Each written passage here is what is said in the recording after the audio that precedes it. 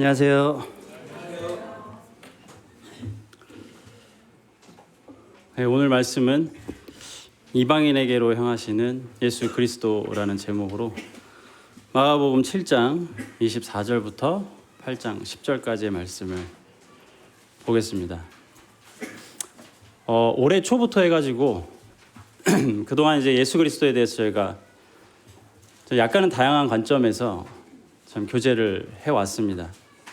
아마 이제 그동안 지금 마가복음 이제 8장까지 오는 동안에 들었던 마가복음 말씀을 보시면서 이제 어떤 기억들을 하고 계실지 모르겠습니다. 굉장히 많은 그 디테일한 기억들을 하고 계실 수도 있고 또 안타깝게도 아무것도 기억을 못 하고 계실 수도 있겠죠. 근데 뭐 그렇지만 괜찮습니다. 어차피 우리에게 예수 그리스도는 우리에게 아주 중요한 분이시기 때문에 우리가 설령 들은 말씀을 다 기억하지 못한다 할지라도 예수 그리스도는 우리에게 굉장히 큰 의미를 가지고 계신 분인 거죠. 그래서 오늘도 이 마가복음 7장 24절부터 8장 10절을 통해서 이방인에게로 향하시는 예수 그리스도라는 다소 좀 특이한 제목으로 이제 교제를 하려고 합니다. 먼저 7장 24절부터 30절까지 읽어보겠습니다. 주보 뒤편에 나와 있습니다. 예수께서 일어나사 거기를 떠나 두로 지방으로 가서 한 집에 들어가 아무도 모르게 하시려 하나 숨길 수 없더라. 이에 더러운 귀신 들린 어린 딸을 둔 한 여자가 예수의 소문을 듣고 곧 와서 그 발 아래에 엎드리니 그 여자는 헬라인이요 수로보니게 족속이라. 자기 딸에게서 귀신 쫓아내 주시기를 간구하거늘 예수께서 이르시되 자녀로 먼저 배불리 먹게 할지니 자녀의 떡을 취하여 개들에게 던짐이 마땅치 아니하니라. 여자가 대답하여 이르되 주여 올소이다마는 상 아래 개들도 아이들이 먹던 부스러기를 먹나이다. 예수께서 이르시되 이 말을 하였으니 돌아가라. 귀신이 내 딸에게서 나갔느니라 하시매 여자가 집에 돌아가 본즉 아이가 침상에 누웠고 귀신이 나갔더라. 저희들이 예수 그리스도를 생각하고 예수 그리스도에 대해서 표현을 할 때 개인적인 우리의 관계가 있잖아요. 울리죠 지금 마이크가. 네.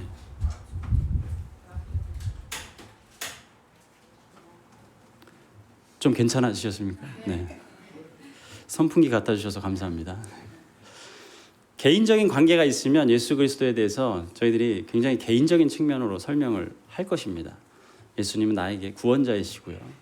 나의 죄를 대신 지고 돌아가신 분이라는 이런 설명들을 할 거예요.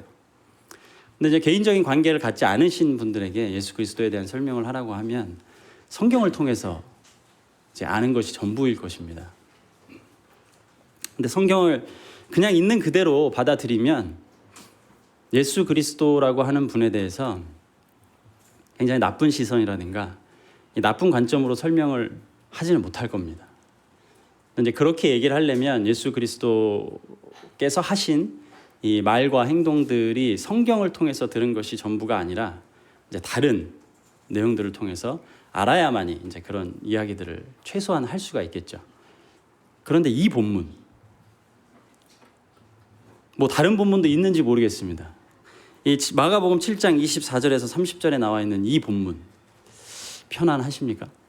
이 본문 읽으셨을 때 어떻게 읽으셨어요 지금까지? 딱 읽자마자 그렇지 그러면서 이렇게 다 넘어가셨습니까? 사실 내용 자체가 어렵진 않아요.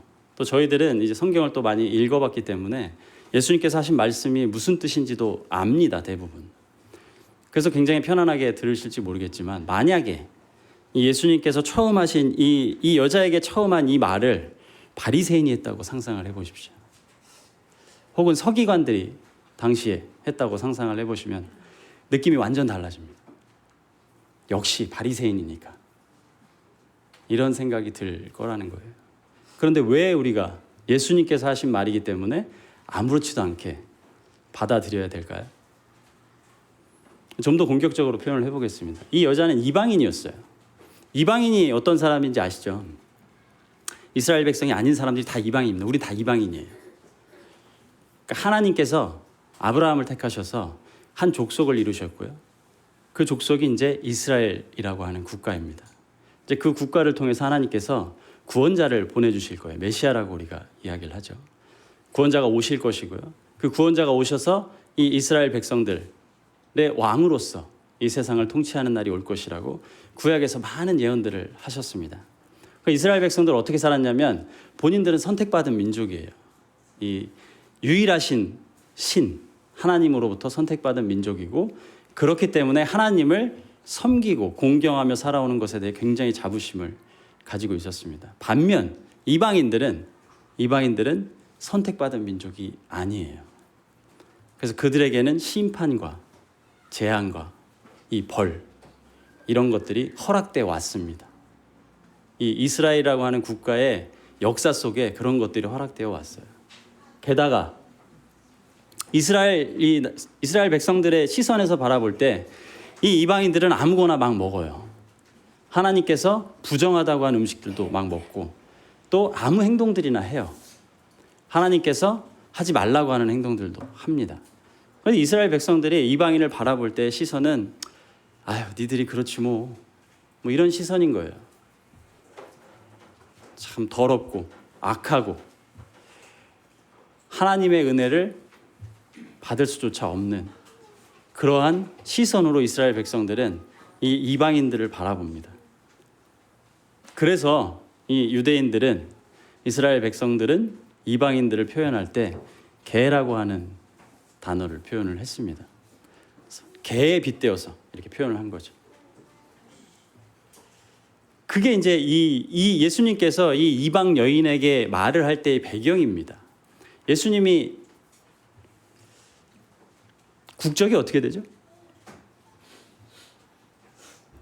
이스라엘이잖아요. 유대인입니다. 이 여자는 헬라인이고 수로보니게 족속이라고 나와 있어요. 이방인이에요. 근데 이제 생각해 보십시오. 예수님 이 땅에 구원자로 오셨습니다. 이 구약을 통해서 하나님께서 정말 이스라엘 백성을 통해서 하나님이 역사하셨지만 하나님께서는 이스라엘 백성만 구원하실 거라고 얘기하시지 않으셨거든요. 구약에서도. 좀 더 자세히 보게 되면 우리가 많은 것들을 알 수가 있습니다. 하나님께서는 이방인들을 위해서도 구원의 계획을 가지고 계시다라는 걸 구약을 통해서도 충분히 알 수가 있습니다. 예수님이 이걸 모르셨을까요? 알고 계셨다는 거예요. 그런데 마치 다른 유대인들처럼 이 이방 여자에게 뭐라고 얘기를 합니까? 내 자녀에게 줄 떡을 개한테 던지는 게 말이 되겠느냐? 라고 이야기. 이거 인종차별 아닙니까? 아무리 많은 유대인들은 그렇게 이야기를 해도 예수님은 그러면 안 되는 거 아닙니까? 그렇잖아요. 모든 유대인들은 이것을 통해서 죄를 짓는다고 하더라도 예수님은 죄를 지으면 안 되잖아요. 죄가 있으시면 안 되잖아요. 그런데 이 발언이 굉장히 아무렇지도 않습니까? 우리에게. 정말 깊이 있게 연구를 한 사람은 이래서 예수님은 죄가 있다라고 이야기하는 본문 중에 하나입니다. 예수님이 죄가 없다고 주장하는 그 주장은 잘못되었다. 왜? 예수님은 인종차별을 하셨으니까. 인종차별은 죄죠. 본인이 이방인을 위해서도 구원자로 오셔야 되는 그 분께서 와서 이 이방 여인에게 이 이방 여인이 무엇을 잘못했습니까? 이 두로 지방으로 가셨어요. 예수님께서. 두로 지방은 이제 우리가 이제 이스라엘 지도를 이제 생각을 해보면 갈릴리가 좀 북쪽에 있잖아요. 갈릴리 호수 근처에 있고 그쪽에서 좀 더 서쪽에서 또 북쪽으로 올라가면 이제 해안가에 있는 두로라고 하는 도시가 있습니다. 우리가 이제 구약에서 잘 읽는 두로와 시돈 뭐 이렇게 되어 있는 곳이죠. 이방인들이 사는 곳이었어요. 유대인들이 사는 곳이 아니었고 굉장히 우상 숭배로 유명했던 그런 도시입니다. 그곳에 살고 있던 여인이에요. 근데 이방 여인이 예수님이 두로 지방에 오셨다는 얘기를 들은 거예요. 그래서 바로 예수님께 달려가서 발 앞에 무릎을 꿇고 자기 딸이 흉악한 귀신이 들렸으니까 구해달라고 이야기를 한 것입니다. 근데 예수님의 대답이 뭐였어요? 내가 왜 자녀에게 줄 떡을 개한테 주겠느냐? 그게 대답이었어요. 굉장히 복잡한 내용입니다. 마태복음 15장에 같은 내용이 나와 있습니다. 거기도 한번 읽어보겠습니다. 마태복음 15장 21절부터입니다. 예수께서 거기서 나가사 두로와 시돈 지방으로 들어가시니 가나안 여자 하나가 그 지경에서 나와서 소리질러 이르되 주 다윗의 자손이여 나를 불쌍히 여기소서 내 딸이 흉악하게 귀신 들렸나이다 하되 예수는 한 말씀도 대답하지 아니하시니 제자들이 와서 청하여 말하되 그 여자가 우리 뒤에서 소리를 지르오니 그를 보내소서. 예수께서 대답하여 이르시되 나는 이스라엘 집에 잃어버린 양 외에는 다른 데로 보내심을 받지 아니하였노라 하시니 여자가 와서 예수께 절하여 이르되 주여 저를 도우소서. 대답하여 이르시되 자녀의 떡을 취하여 개들에게 던짐이 마땅하지 아니하니라.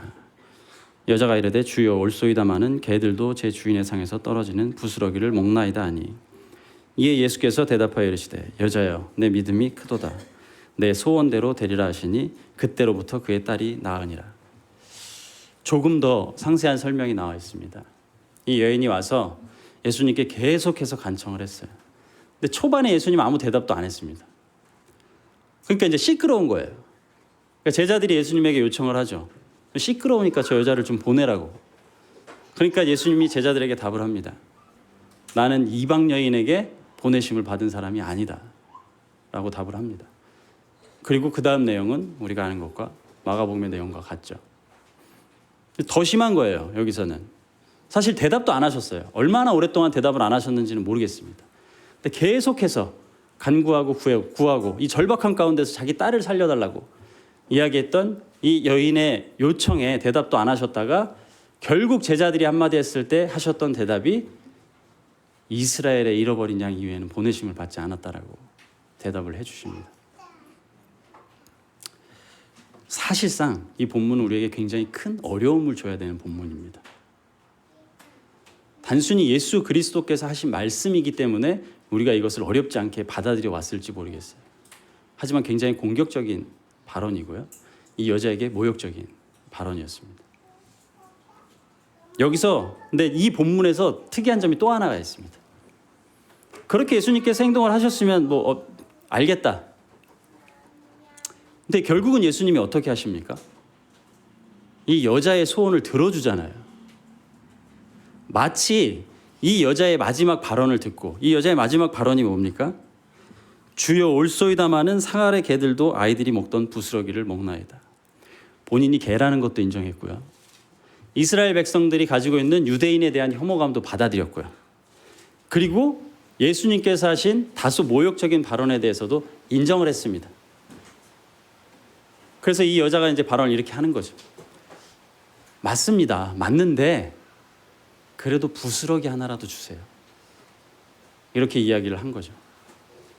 내가 상 아래 떨어지는 부스러기도 괜찮으니까 그거 하나라도 달라고 이야기를 한 것입니다. 그런데 예수님이 어떻게 하죠? 그 부스러기를 줍니다. 그래서 딸이 고침을 받았어요.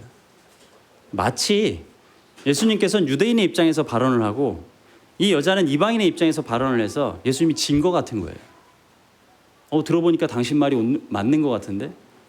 그리고 그 요청을 들어준 것 같다는 그 생각이 든다는 거죠. 더 이상하잖아요. 그러니까 이 본문은 짧은 본문이고 마태복음과 마가복음에만 나와 있지만 사실상 우리에게 굉장히 어려운 문제들을 던지고 있는 것입니다. 첫 번째로 우리가 인식해야 될 것은 이게 거꾸로 가는 것일지 모르겠지만 예수님께서는 죄가 있으시면 안 됩니다. 그러니까 인종차별하신 것이 아니에요. 다른 의도가 있다는 거예요. 이렇게 말씀하신 다른 의도가 분명히 있어야만 하는 거죠. 우리에겐. 그걸 찾아야 됩니다. 그래서 그걸 좀 깊이 있게 한번 보겠습니다. 먼저 이 이방 여자, 마태복음에는 가나안 여자라고 나와 있고 마가복음에는 헬라인이고 수로보니게 족속이라고 나와 있는 이 이방 여자의 믿음에 대해서 얘기를 해보겠습니다. 최종적으로 예수님께서는 이 여인에게 너의 믿음이 크도다라고 얘기하면서 그 믿음에 따라서 딸이 구원을 받았거든요. 근데 이 여자가 예수님 앞에 나와서 두로 지방에 오신 예수님 앞에 나와서 첫 번째로 한 말이 있습니다. 그것이 뭐죠? 마태복음에 나와 있는 말입니다. 주 다윗의 자손이요. 어떻게 두로 지방에 살고 있던 이방 여자가 예수 그리스도가 다윗의 자손이며 본인의 주인이 될 수 있다고 생각을 했는지 우린 자세히는 모릅니다. 하지만 마가복음 3장 8절에도 보겠지만 두로와 시돈 지방에서 많은 사람들이 와서 예수님께서 하신 큰 일을 봤다고 얘기를 했습니다. 그 돌아가서 다시 다 전해준 거예요. 그러니까 이 여인은 예수님께서 어떤 분이고 어떤 일을 행하셨는지는 알았을 거예요. 그리고 실제로 갈릴리 지방에 와서 예수님이 하신 일들을 봤을지도 모르겠어요. 우리가 모르죠. 하지만 이 여인은 알았습니다. 본인이 이방인으로서 유대인들의 혐오 대상이었고 본인은 이방인으로서 유대인들이 생각하는 개와 같은 그런 악한 존재였고 그럼에도 불구하고 예수 그리스도가 다윗의 자손으로서 이 땅에 오셔서 자기를 구원해 주실 분이라는 믿음이 있었다는 거예요. 이 여인에게 그 믿음이 있었다는 거예요. 정말 놀라운 믿음인 거죠. 왜 놀랐습니까? 이스라엘 사람들은 이 믿음이 없었거든요. 더 놀라운 건 뭔지 아십니까? 예수님께서 지금까지 비유로 설명을 하셨을 때 예수님을 따라다녔던 제자들, 예수님께서 놀라운 능력을 주셔서 귀신을 쫓아내는 그 경험을 몸소 했던 제자들도 예수 그리스도의 비유의 말씀을 못 알아들었어요. 멀리 갈 필요도 없습니다. 마가복음 바로 위에도 사람의 입으로 들어가는 것은 깨끗하고 사람의 마음에서 나오는 것이 더럽다라고 한 이야기를 못 알아들었습니다. 그래서 다시 묻죠. 예수님께서 깨달음이 없다고 이야기를 하시죠. 근데 이 이방 여인은 어떻습니까? 예수님께서 자녀와 개의 비유를 하셨을 때 이 이방 여인이 알아들었어요. 그리고 예수님하고 하는 대화가 정말 대화다운 대화가 처음으로, 최소한 마가복음에서 처음으로 나온 것입니다. 예수님과 이방 여인의 대화 속에서 알아듣고 예수님께서 자녀는 누구고 개는 누구라는 것을 빗대어서 설명하고 있구나라는 걸 알아듣고 내가 개인데 그래도 상 아래 떨어지는 부스러기 먹을 수 있지 않겠냐. 놀랍지 않습니까? 이게 대화가 됐어요. 이 이방 여자에 대해서 우리가 이해를 하게 되면 이 여인의 믿음이 당시 제자들보다도 이스라엘 어떤 백성들보다도 컸다라는 거예요. 그래서 예수님께서 네 믿음이 크도다라고 결국은 얘기하시잖아요. 어떻게 해서 이 믿음을 갖게 됐는지 우리는 모릅니다. 하지만 이방 여인에게 하나님께서 보내신 다윗의 자신 예수 그리스도가 나의 메시아가 될 수 있다라고 하는 믿음이 있었다는 거예요. 그러면 더더욱 문제가 되는 거 아닙니까? 이 믿음을 보셨다면 예수님께서는 그 믿음을 가지고 자기에게 와서 자기 딸을 살려달라고 간절하게 요청을 하는 이 여인에게 칭찬을 해줘야 되고 그 딸의 구원을, 그 딸의 그 귀신 들린 것으로부터 구원을 해주셔야 되는 거잖아요. 근데 예수님께서는 그렇게 하지 않으시고 마치 모든 유대인들이 이방인들을 대하는 것처럼 동일하게 대했다는 거예요. 왜 그러셨을까요? 근데 우리가 이제 이거를 알기 전에 명확하게 마가복음에서 예수님께서 하신 말씀을 살펴봐야 될 부분이 있습니다. 27절인 거죠. 예수께서 이르시되 자녀로 먼저 배불리 먹게 할지니. 여기 먼저가 왜 들어갑니까? 자녀에게 줄 떡을 개한테 주지 않는 것이 마땅하다면 자녀로 먼저라고 하는 이 먼저가 왜 들어갑니까?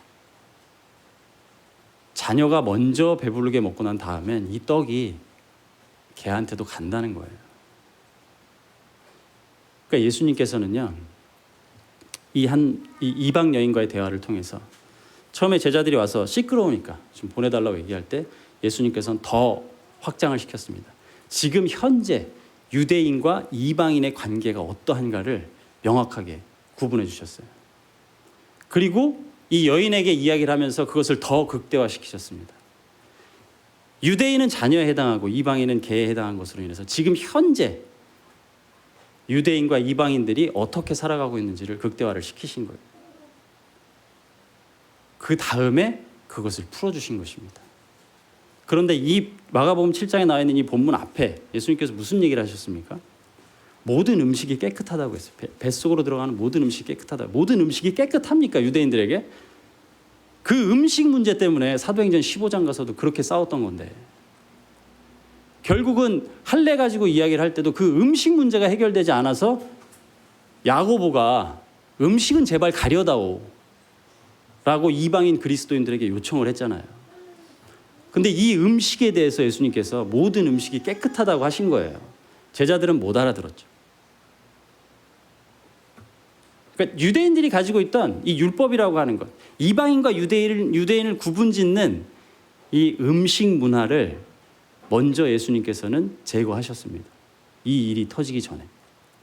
그리고 그 다음에 유대인들과 제자들이 그리고 이방인들이 가지고 있는 그 극명한 대조, 유대인과 이방인이 가지고 있던 이것을 극대화시킴으로 인해서 나는 이 세상에 유대인만을 위한 구원자로 온 것이 아니라 이방인들에게도 구원을 베풀러 오신 메시아다라고 하는 것을 설명을 해준 것입니다. 그래서 자녀로 먼저 배부르게 한다라고 하는 설명을 하신 거예요. 이 이방 여인만이 잘 알아듣고 그것을 받아들인 거죠. 우리가 하나님께서는 모든 세상에 구원을 베푸십니다. 그래서 모든 사람들은 하나님 앞에 나와서 구원을 받을 수가 있습니다. 그런데 마치 우리는 그 일이 사도행전에서 이방인들에게 복음이 전해지면서 시작된 것처럼 생각할지도 모르겠어요. 그렇지 않다는 것입니다. 예수님이 이 땅에서 사역하시는 동안에 그 갈릴리 지역을 떠나서 이방인 지역으로 가십니다. 그 이방인 지역을 돌아다니시는 그 동안에 예수님께서 이 가르침을 하신 거예요. 두 번째 본문을 보겠습니다.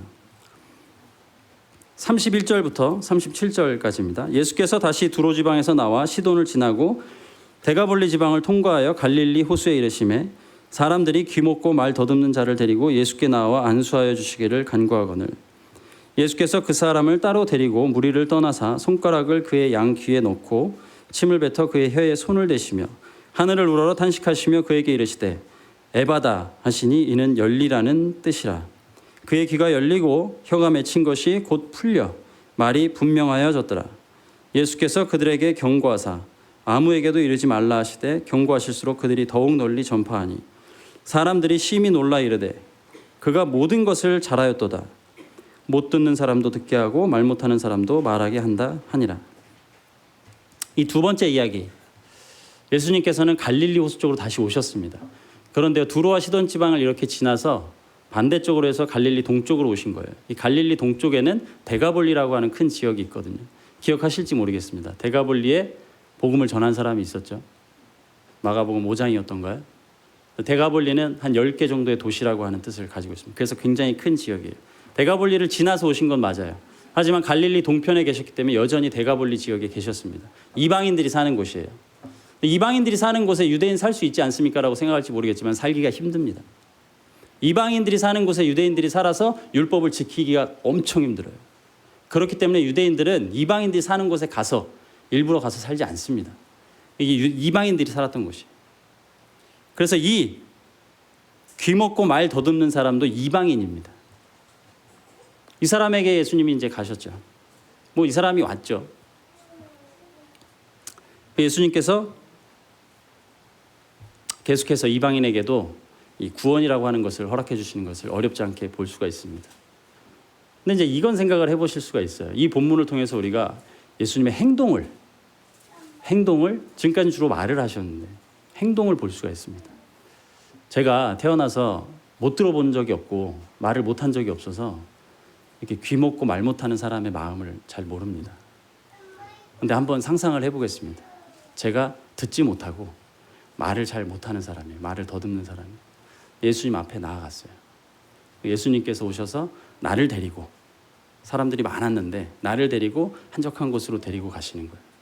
나를 데리고 한적한 곳으로 딱 데리고 가시더니 예수님께서 귀에다가 이렇게 손가락을 꽂고 그리고 혀에다가 이렇게 손을 대시고 나서 딱 세 음절 에바다라고 하신 거예요. 어떤 마음이 들까요?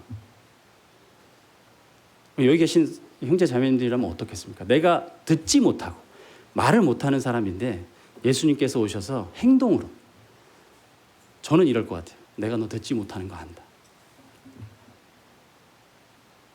혀에 손을 댔을 때도 말하기 힘든 것도 안다. 내가 너를 불쌍히 여기니까 그 의도 아니었을까요? 그 행동을 통해서. 제가 만약 그 입장이라면 정말 감사했을 것 같아요. 그렇겠죠. 무슨 말을 한들 이 사람이 알아들을 수 있었을까요? 못 알아들으니까 행동으로. 귀에도 문제가 있고 입에도 문제가 있고 말하는 것도 문제가 있는데 다 아니까 고쳐주겠다. 정말 감사했을 것 같아요. 그리고 고침을 받았습니다. 아람어로 추정되는 에바다라고 하는 짧은 말을 통해서. 그래서 이제 복음을 전하기 시작하는 거죠.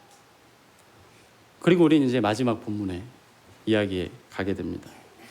아마 굉장히 저도 그랬지만 이 본문 읽을 때가 정말 빨리 지나가는 본문입니다. 8장 1절부터 10절까지 읽겠습니다. 그 무렵에 또 큰 무리가 있어 먹을 것이 없는지라 예수께서 제자들을 불러 이르시되 내가 무리를 불쌍히 여기노라. 그들이 나와 함께 있은지 이미 사흘이 지났으나 먹을 것이 없도다. 만일 내가 그들을 굶겨 집으로 보내면 길에서 기진하리라. 그 중에는 멀리서 온 사람들도 있느니라. 제자들이 대답하되 이 광야 어디서 떡을 얻어 이 사람들로 배부르게 할 수 있으리이까. 예수께서 물으시되 너희에게 떡 몇 개나 있느냐. 이르시되 7이로소이다 하거늘 예수께서 무리를 명하여 땅에 앉게 하시고 떡 7개를 가지사 축사하시고 떼어 제자들에게 주어 나누어 주게 하시니 제자들이 무리에게 나누어 주더라. 또 작은 생선 2마리가 있는지라. 이에 축복하시고 명하사 이것도 나누어 주게 하시니 배불리 먹고 남은 조각 7광주리를 거두었으며 사람은 약 4,000명이었더라. 예수께서 그들을 흩어보내시고 곧 제자들과 함께 배에 오르사 달마누다 지방으로 가시니라. 예수님께서 이제 이 4,000명의 무리들에게 또 떡을 주십니다. 오병이의 기적과 비슷하죠. 인원수가 다르고 남은 이 바구니 수가 다르고 뭐 약간씩 다른 것이 있지만 이제 비슷한 내용입니다. 근데 이 지역이 그 무렵이라고 하는 시작을 통해서 볼 때 그 대가볼리 지역에 여전히 있었다라고 우리가 생각을 하는 것이 맞습니다. 그리고 이제 8장 10절에서 배를 타고 가잖아요. 그럼 8장 11절에 드디어 바리새인들이 다시 나옵니다. 예수님께 나오게 돼요. 배를 타고 가시면서 유대인 지역으로 다시 이동을 하신 거예요. 이때까지 이방인 지역에 있었던 것입니다.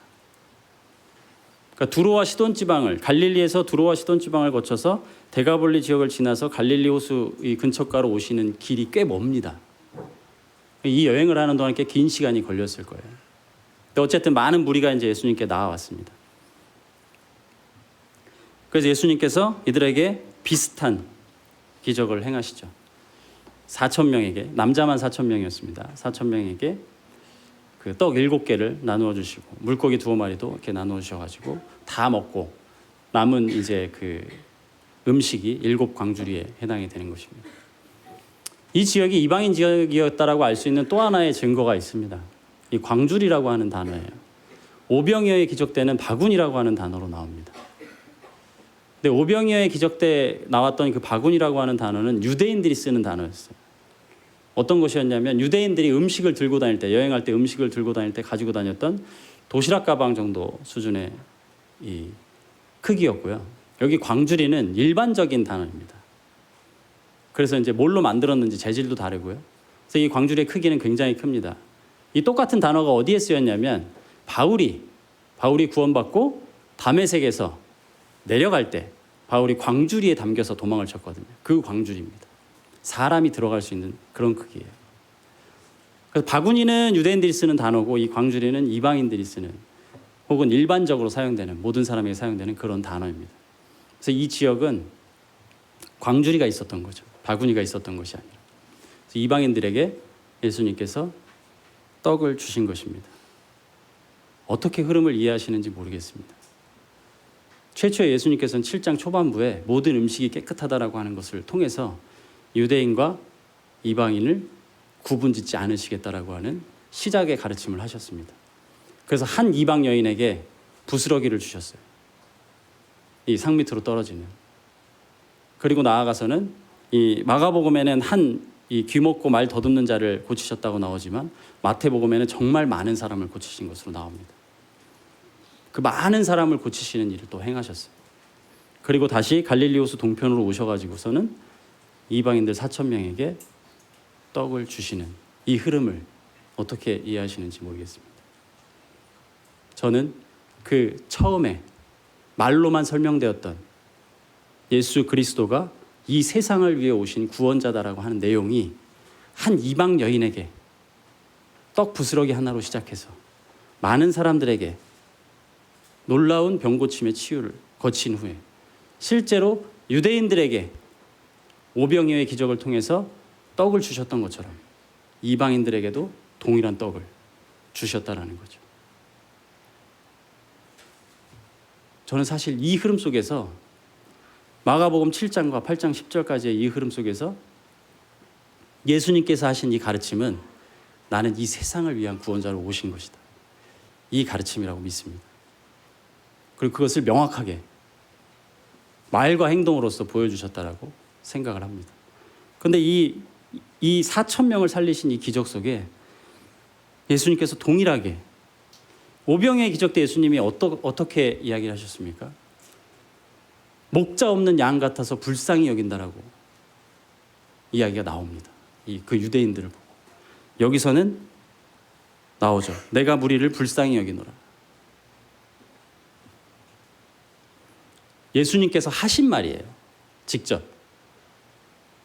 예수님께서 누군가를 불쌍히 여긴다라고 하는 것이 우리에게는 굉장히 일반적인 것처럼 들릴지 모르겠지만 예수님께서 직접 하신 말로 성경에 적혀 있는 상황은 이 상황밖에 없습니다.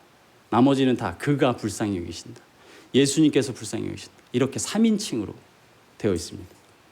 여기서만, 이 사건에서만 내가 불쌍히 여긴다라고 되어 있습니다. 예수님께서 이방인들도 불쌍히 여기셨던 거예요. 그래서 내가 유대인들에게 주었던 이 떡, 너희들에게도 똑같이 주고 있다라고 이방인에게로 명확하게 향하신 것입니다. 이방인에게로 향하시는 예수 그리스도라고 하는 제목을 봤을 때, 혹은 이 본문들을 우리가 이제 이런 관점에서 이해하게 되었을 때 우리에게 어떻게 다가오는지 모르겠습니다. 저는 그렇습니다. 이 헬라인 여자,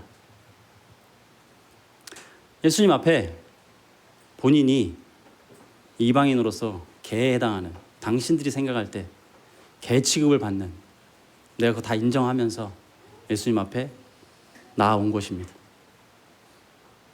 지금 같으면 어떻게 반응했을까요? 당신이 뭔데 나한테 그런 모욕적인 발언을 하느냐라고 반응하는 것이 이제 그리스도인들도 마찬가지고요. 하나님 믿지 않는 분들도 동일할 것입니다. 이렇게 반응을 했어요. 이 이방 여인이. 또 이제 귀먹고 말 더듬는 자도 주님 앞에 나와서 이 고침을 받았을 때 복음을 전했죠. 마찬가지로 데가볼리 지역에 전했을 것입니다. 그리고 이 4천 명, 남자만 4천 명이었으니까요.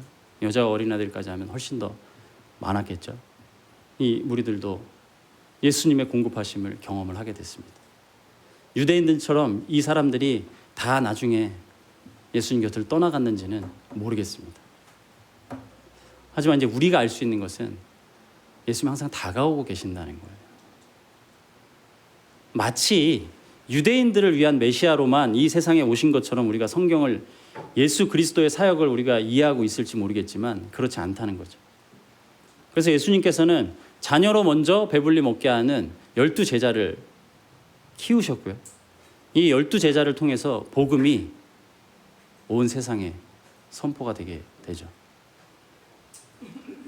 그래서 예수님께서 행하시는 이 놀라운 구원자로서의 사역이 지금 우리에게까지 전해진 것이고요. 앞으로도 전해질 것입니다.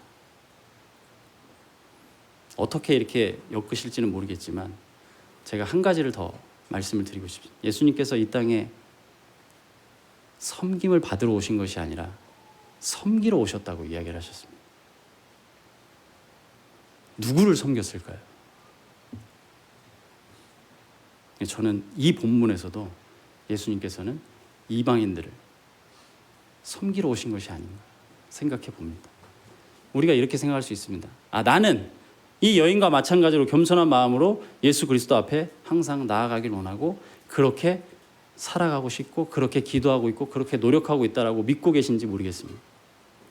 하지만 그 예수님께서 내가 겸손하게 발 앞에 무릎을 꿇고 나아가서 간절히 요청해야 될 그 대상이 되신 예수님께서 내가 생각하기에 나보다 한참 영적으로도 떨어지고 교회도 잘 나오지 않고 주님 앞에 충성된 모습을 보이지 않는 옆에 계신 성도님의 발을 씻기고 계신다.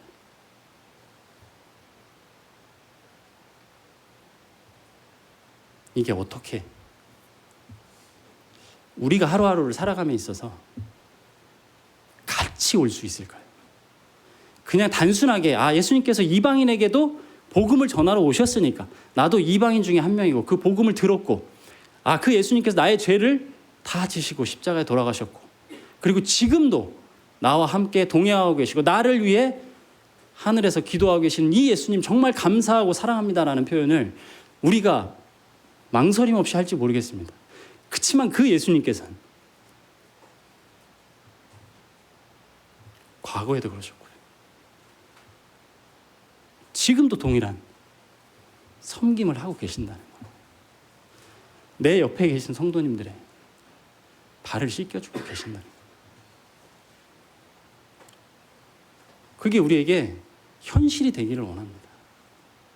단순히 이 단편적인 이 모습을 보고 그래 나는 예수님과 좋은 관계로 좋은 생활을 하고 있어 이렇게 믿기보다는 그 예수님께서 이 땅에서 하신 일들 이런 것들이 우리에게 현실적으로 와닿을 수 있는 그런 그리스도인이 된다면 정말 예수 그리스도의 복음은 이 교회를 통해서 이 묵동교회를 통해서 말로써 행동으로써 선포가 되겠죠. 우리가 생각할 때 제가 지난번에 기적을 행하시는 예수 그리스도라는 제목으로 오병이어의 기적을 통해서 우리가 어떻게 살아가고 있는지 다 예수님께서 공급하시는 그 공급 가운데 살아가고 있음을 말씀을 드린 적이 있습니다. 마찬가지 아니겠습니까? 이방인에 동일하게 우리가 적용할 때는 동일하게 적용을 하는 거예요. 근데 이 유대인들이 결국은 어떻게 했습니까? 이 예수님의 이 이방인을 향한 긍휼함과 자비하심과 사랑을 유대인들은 신성모독이라는 것을 명목으로 십자가에 죽게 해달라고 그렇게 요청을 했잖아요. 우리에게 지금의 생활 속에서 내가 하루하루를 살면서 정말 얼마나 예수 그리스도를 사랑하고 얼마나 예수 그리스도께 나아가는지 이런 것들에 대해서 우리가 고민할지 모르겠습니다. 오히려 우리가 반대로 예수님께서 얼마나 나를 많이 불쌍히 여기시고 얼마나 나를 많이 사랑하시고 지금도 계속해서 나에게 다가오고 계신 것은 아닌지 혹 내가 그것을 거절하고 있는 것은 아닌지 이렇게 생각해 본다면 정말 모든 말씀 가운데 우리가 예수 그리스도의 사랑과 우리를 향하시는 우리에게 이렇게 계속해서 향해서 다가오고 계시는 예수 그리스도를 경험할 수 있을 것이라고 믿습니다. 우리는 이 이방인에게로 향하시는 예수 그리스도 이분을 통해서 예수 그리스도가 어떤 분인지를 명확하게 알았습니다. 유대인뿐만 아니라요. 세상의 모든 사람들에게 구원을 베풀기 위해서 이 땅에 오신 분입니다. 그래서 갈릴리 사역을 하시고 난 이후에 이제 예수님께서는 아랫지방으로 이동을 하실 겁니다. 그리고 결국은 십자가에 못 박혀 돌아가시는 그 순간까지 마가복음 후반부를 통해서 우리가 계속해서 보게 될 것입니다. 그리고 중간에 8장 중간에 다다음 주에 우리가 들을 그곳에 베드로의 고백이 나오는 거죠. 이때가 처음입니다. 최소한 마가복음에서 유대인이나 이방인이나 제자들이나 예수 그리스도가 어떤 분이신지에 대한 고백 이때가 처음입니다. 이 고백을 통해서 우리가 앞으로 예수님께서 어떤 길을 가실지를 또 보게 될 것입니다. 하지만 우리가 기억해야 될 것은요. 하나님께서 천지를 창조하시고요. 구원의 계획을 놀라운 구원의 계획을 가진 그 하나님의 놀라운 구원의 역사가 예수 그리스도를 통해서 이 땅에서 성취되는 것은 십자가의 죽음과 부활을 통해서 완벽하게 다 이루어지신 이 사역은 이때부터 계속해서 이루어지고 있었다라고 하는 것입니다. 12제자만을 키운 것이 아니라 이방인들 향해서도 온 메시아다라고 하는 것을 명확하게 가르치고 계신 것이고요. 그것이 사도행전과 교회를 통해서 지금 우리에게까지 전달이 된 것입니다. 지금도 예수 그리스도는 우리 모든 사람들의 발을 씻겨주시고 우리를 섬기고 계신, 우리에게 계속해서 다가오고 계시는, 우리를 향해서 나아오고 나를 받아달라고 이야기하고 계시는 우리 하루하루의 생활 속에서 그 예수 그리스도이십니다. 선택은 우리에게 달려있는 것입니다. 이 예수 그리스도를 우리가 그리스도인으로서 혹은 아직 예수 그리스도를 모르는 사람으로서 받아들일 것인지 아니면 거절할 것인지, 그리스도인의 일상의 생활 속에서 나타날 수 있고요. 하나님을 모르는 분들의 생활을 완전히 바꿀 수 있는, 인생을 완전히 바꿀 수 있는 그런 놀라운 구원의 역사로 나타나실 수 있다는 것입니다. 우리에게로 다가오고 계시고 우리에게로 향하고 계신 예수 그리스도를 인식하시길 원하고요. 받아주시길 원하고요. 사랑으로 보답하시길 원하고, 그것이 이 묵동교회 안에서 현실적으로 나타날 수 있기를 기도하게 됩니다. 기도하고 마치겠습니다. 주님 감사드립니다. 저희들 무슨 자격이 있기에 계속해서 우리에게 다가오시는지, 저희들은 계속해서 참 주님을 향하기보다는 때로는 주님과 멀어지고자 도망가기도 하고, 때로는 저희들의 욕심을 먼저 채우기도 하는 이러한 모습들을 주님 계속해서 보고 계시고 또 알고 계신데도 불구하고 저희를 향해서 계속해서 사랑을 베풀어 주시고 긍휼을 베풀어 주시고 은혜와 자비를 베풀어 주심에 감사를 드립니다. 저희들이 이제 저희들의 자격을 떠나서 그렇게 다가오시는 예수 그리스도를 저희들이 사랑하는 마음으로 주님께 나아가서 참 주님의 품속에 안길 수 있기를 주님 기도하게 됩니다.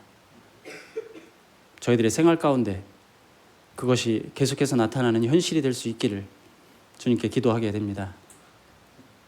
저희들의 생활을 주님 계속해서 보살펴 주시고 인도하여 주시길 기도를 드리고, 저희들이 참 개인적으로나 또 교회적으로 예수 그리스도의 참 사랑과 관심과 은혜와 자비와 긍휼을 경험할 수 있게 되기를 주님 간절히 기도하게 됩니다. 저희 교회에게 참 힘을 주시고 또 능력을 주시기를 기도하게 됩니다. 우리 구주 예수 그리스도의 이름으로 감사하며 기도드렸습니다.